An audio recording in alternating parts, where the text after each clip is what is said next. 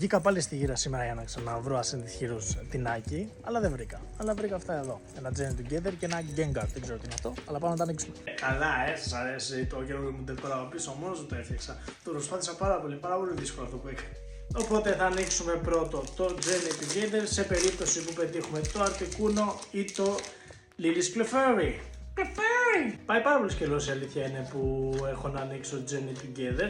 Τα περισσότερα μου φακελάκια πρέπει να είναι Journey Together γενικά, αλλά ναι, δεν με ανταμείβει ποτέ αυτό το set. Τι να κάνουμε. Φύγαμε να δούμε μήπως βρούμε το Gengar. Δεν ξέρω αν υπάρχει κάποιο κόλπο στο να ανοίξω τις κάρτες, οπότε πάμε να βρούμε. Mimikyu. Οκ.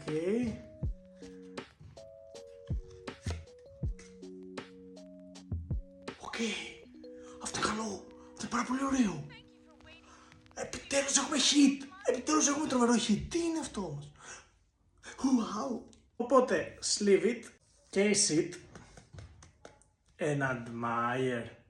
Nis is back, bitches, Nis is back.